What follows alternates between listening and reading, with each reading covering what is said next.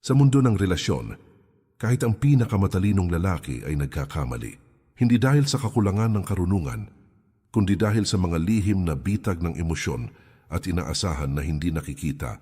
Maraming pagkakataon na ang katalinuhan ay nagiging sandata sa maling paraan at ang simpleng pagkukulang ay nagdudulot ng matinding sugat sa puso ng babae.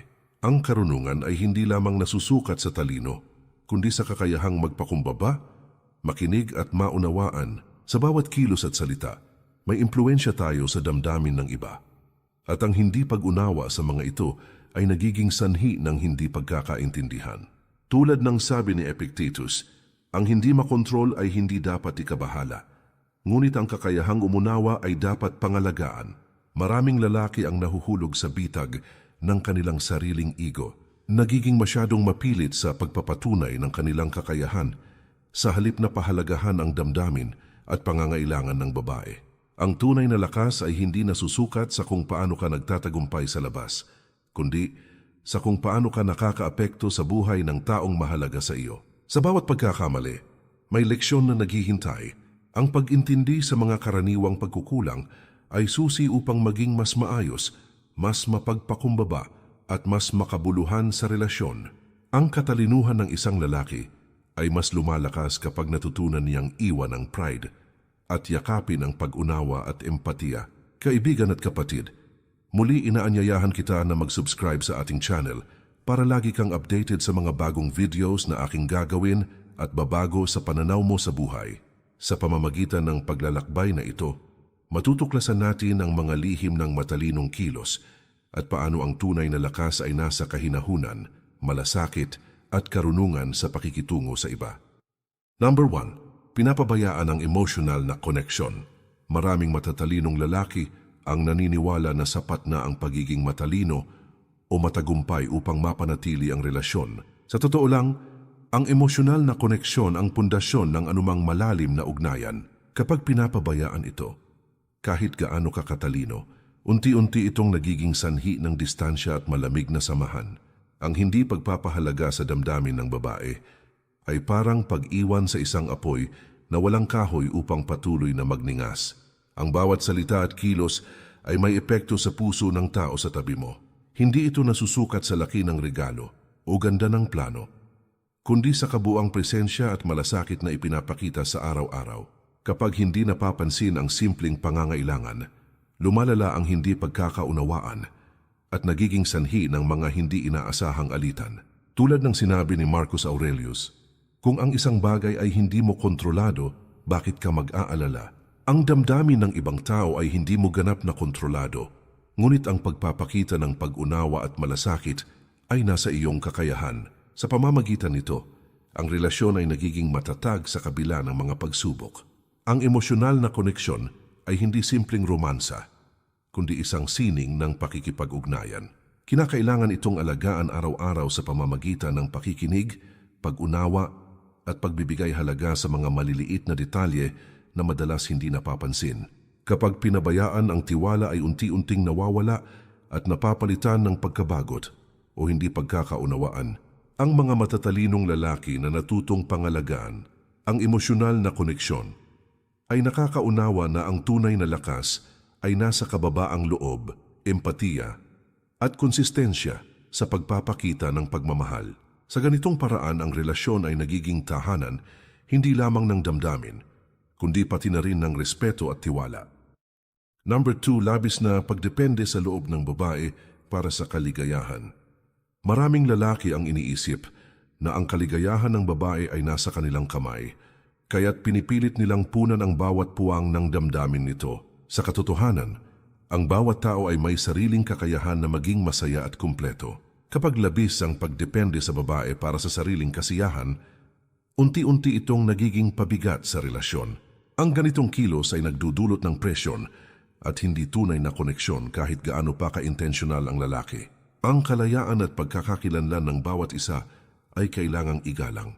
Ang relasyon ay dapat na nagbibigay ng suporta at hindi nagiging dahilan ng pagkabahala o takot. Kapag ang emosyon at halaga ng babae ay ginagamit bilang panukat ng sariling saya, nagiging sanhi ito ng hindi pagkakaintindihan at pagkakabigo sa parehong panig. Tulad ng paalala ni Seneca, hindi ang pangyayari kundi ang pananaw mo ang nagdudulot ng sakit. Ang kaligayahan ay hindi dapat nakasalalay sa iba, kundi sa sariling kakayahan na magpahalaga sa kasalukuyan at tanggapin ang bawat karanasan. Ang pagintindi sa katotohanan ito ay nagbibigay ng kapayapaan at balanse sa relasyon. Ang tunay na lalaki ay natutong magbigay ng kalayaan at suporta habang pinapangalagaan ang sariling emosyonal na mundo. Hindi niya hinihingi ang labis na atensyon o pagmamahal upang mapunan ang sariling kakulangan. Sa halip, nagiging inspirasyon at kasama siya sa paglago, hindi sanhi ng pasanin. Sa ganitong paraan, ang relasyon ay nagiging malusog at matatag. Ang lalaki at babae ay parehong may kakayahang maging masaya at kumpleto, at ang tunay na karunungan ay nakikita sa kakayahang magbigay ng espasyo, respeto at malasakit ng hindi umaasa sa labis. Number 3. Kawalan ng konsistensya sa salita at gawa. Maraming lalaki ang nagkakamali sa pagpapakita ng intensyon dahil hindi nagkakatugma ang kanilang sinasabi at ginagawa. Ang salita na walang katuparan ay nagdudulot ng kalituhan at kawalan ng tiwala sa babae. Kahit gaano pa katalino o ka-adorable ang isang lalaki, kapag hindi konsistente, unti-unting nauubos ang respeto at paggalang sa relasyon. Ang tunay na integridad ay nasusukat sa araw-araw na pagkilos, hindi sa magagarang pangako. Sa bawat paulit-ulit na pagkukulang, bumabalot ang kawalang katiyakan sa puso ng babae. At ang ugnayan ay nagiging marupok sa hindi niya namamalayang paraan. Ang pagkilos na may pagkakapareho sa salita ay nagbibigay ng seguridad at kalinawan sa ugnayan.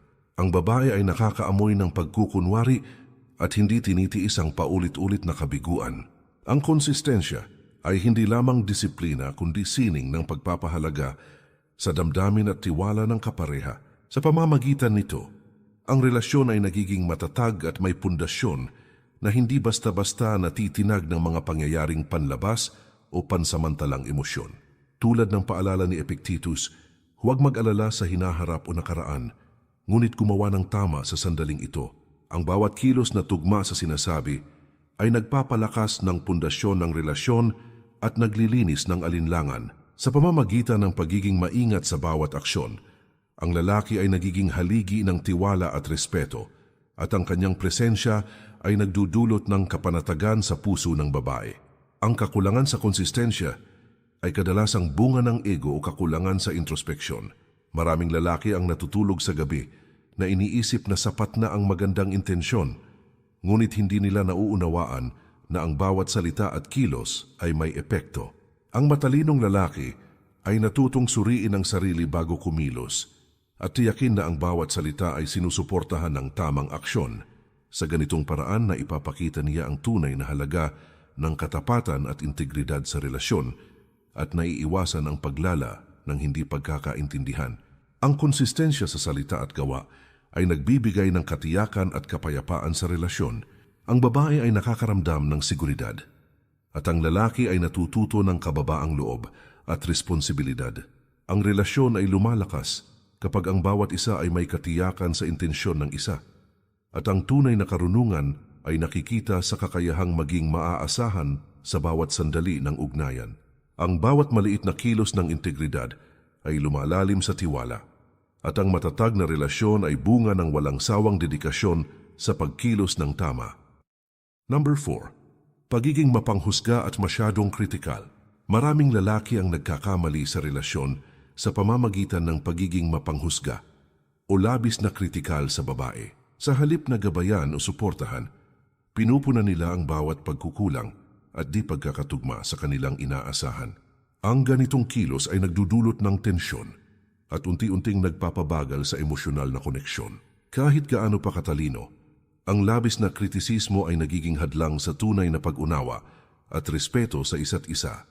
Ang kritisismo na walang malasakit ay nakakasira ng tiwala at nagpapalayo sa puso ng babae. Ang relasyon ay hindi dapat naging larangan ng kompetisyon o pagpapakita ng superioridad, kundi isang espasyo ng pagtutulungan at paglago. Ang pag-alam kung kailan mananahimik, makikinig at magbibigay ng suporta ay mas malakas kaysa sa anumang panghuhusga. Tulad ng sinabi ni Seneca, hindi sa mga pangyayari nakasalalay ang ating kapayapaan, kundi sa ating pagtanggap at pananaw sa mga ito. Ang kritikal na pag-uugali ay nagmumula sa kawalan ng pag-unawa sa perspektibo ng iba at sa labis na pag-aakala na alam natin ang tama. Sa halip, ang matalinong lalaki ay natutong suriin ang sariling damdamin bago punahin ang iba at matutong magpahayag ng puna sa paraang nagtuturo, hindi nagbabasag. Ang sobrang pagpuna ay kadalasang resulta ng hindi pagkilala sa sariling kahinaan at takot na masaktan. Sa halip na maging gabay, nagiging sanhi ito ng pagkakahiwalay at kalungkutan. Ang matalinong lalaki ay natutong magpakita ng empatiya, magpatawad, at magbigay ng malinaw at mahinahong komunikasyon upang ang relasyon ay lumago at hindi masira. Ang relasyon ay lumalakas kapag ang bawat isa ay pinipili ang kabutihan at hindi ang pagpuna. Ang tunay na katalinuhan ay nakikita sa kakayahang magkontrol ng sariling kritisismo at magpalit ito ng malasakit at suporta. Ang matatag na ugnayan ay bunga ng pagtanggap, empatya at kababaang loob. At dito lumilitaw ang tunay na kapayapaan at koneksyon sa puso ng babae at lalaki. Number 5. Pagiging hindi mapagkakatiwalaan sa pananalapi o responsibilidad. Maraming lalaki ang nagkakamali sa relasyon dahil sa kakulangan ng disiplina sa pananalapi o sa pang-araw-araw na responsibilidad. Ang kawalan ng katiyakan sa mga bagay na ito ay nagdudulot ng pag-aalala at hindi kapanatagan sa babae. Kahit gaano pa katalino, ang hindi maayos na pamamahala ng buhay ay lumilikha ng tensyon at hindi pagkakaunawaan. Ang tunay na katatagan ay hindi nasusukat sa yaman kundi sa kakayahang magdala ng katiyakan at seguridad sa relasyon. Ang pagiging responsable sa sariling buhay ay pundasyon ng tiwala. Kapag hindi nakikita ng babae ang disiplina at kakayahang pangasiwaan ng mga obligasyon, natural lamang na mag-alinlangan siya sa kakayahan ng lalaki na maging matatag na kasama sa buhay. Ang pagiging maaasahan sa maliliit na bagay ay nagiging patunay ng kakayahan sa mas malalaking hamon ng relasyon. Tulad ng paalala ni Epictetus, ang tunay na kalayaan ay nasa kakayahang kontrolin ang sarili, hindi ang mundo sa paligid mo. Ang pagkontrol sa sarili sa pananalapi at responsibilidad ay nagbibigay ng kalayaan at katiyakan sa relasyon. Ang lalaki na may disiplina ay hindi nagiging pabigat kundi haligi ng suporta. At ang kanyang integridad ay nagiging inspirasyon sa babae at sa ugnayan nila.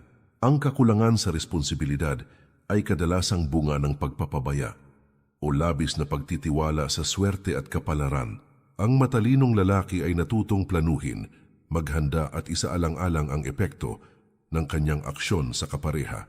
Ang pagiging consistent sa mga responsibilidad ay nagpapalakas ng tiwala at nagpapakita ng tunay na kahalagahan sa relasyon. Ang relasyon ay lumalakas kapag ang bawat isa ay may kakayahang maging maaasahan sa salita at gawa, lalo na sa mahahalagang aspeto ng buhay. Ang tunay na karunungan ay nakikita sa kakayahang magdala ng katiyakan, integridad at suporta sa bawat sandali. Sa ganitong paraan, ang lalaki ay nagiging pundasyon ng relasyon at ang babae ay nakakaramdam ng seguridad at malasakit na nagmumula sa tunay na pagkakaunawaan at respeto. Number 6.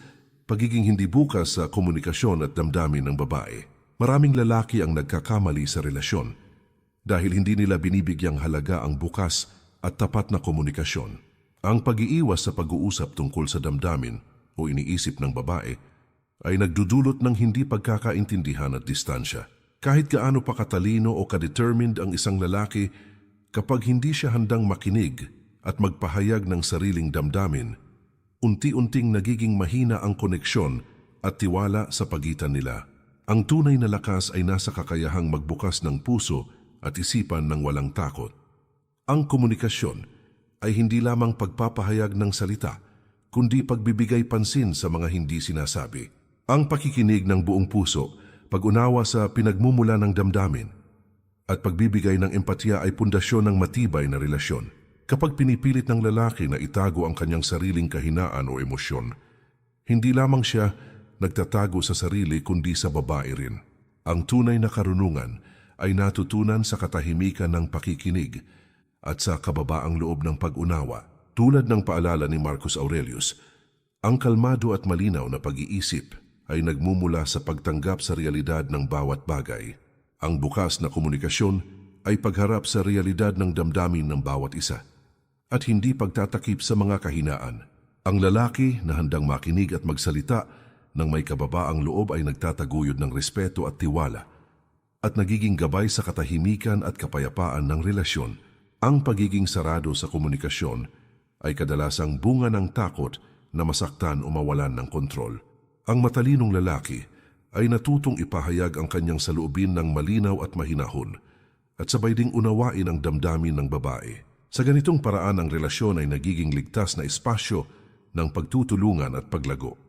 Hindi lugar ng pangamba o tensyon. Ang relasyon ay lumalakas kapag bukas ang bawat isa sa saloobin at damdamin. Ang tunay na katalinuhan ay nakikita sa kakayahang makinig, magsalita at umunawa ng may malasakit at kababaang loob. Ang matatag na koneksyon ay bunga ng komunikasyong puno ng respeto, empatiya at integridad. At dito lumilitaw ang tunay na kapayapaan sa puso ng lalaki at babae. Number 7. Pagiging masyadong mapagmataas at hindi marunong magpakumbaba. Maraming lalaki ang nagkakamali sa relasyon dahil sa labis na pride o kayabangan. Iniisip nila na sapat ang kanilang katalinuhan, katayuan o tagumpay upang panatilihin ang respeto at pagmamahal ng babae. Sa katotohanan, ang kayabangan ay nagiging hadlang sa tunay na koneksyon. Kahit gaano pa kakarismatiko o katalino, kapag ang puso ay sarado sa kababaang loob, unti-unting nagiging malamig at malayo ang relasyon. Ang tunay na lakas ay makikita sa kakayahang magpakumbaba at tanggapin ang sariling pagkukulang. Ang kababaang loob ay pundasyon ng tiwala at respeto.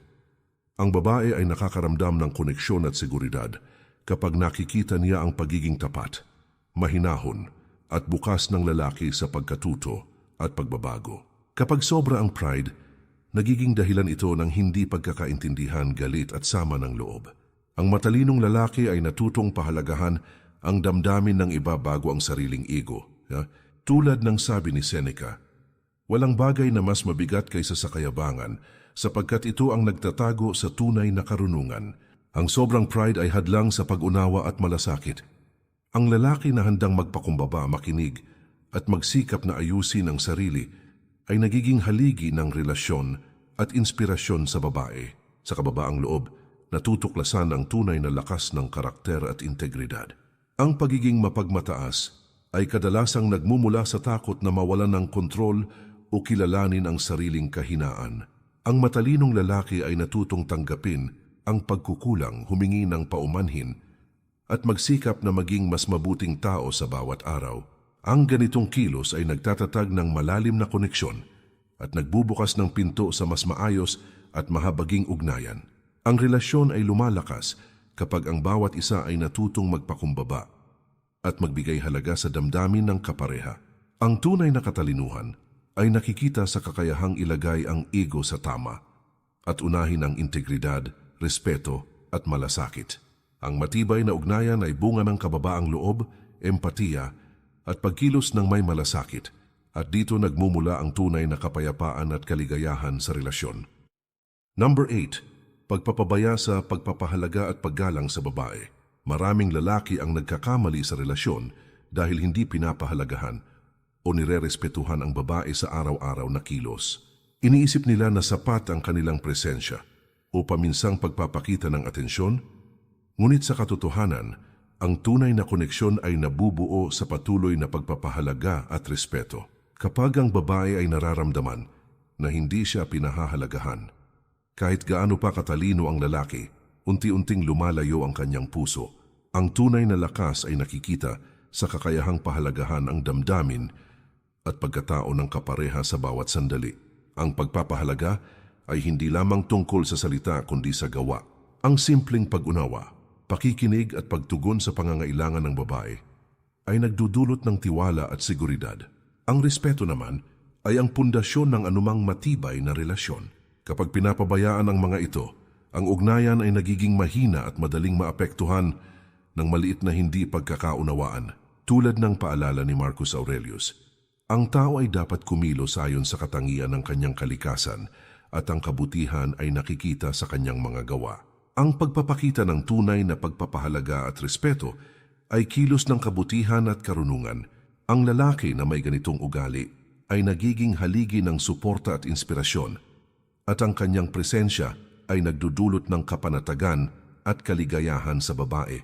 Ang kakulangan sa pagpapahalaga at respeto ay kadalasang bunga ng abala. Pag-aakalang alam na ng babae ang halaga niya o sariling ego.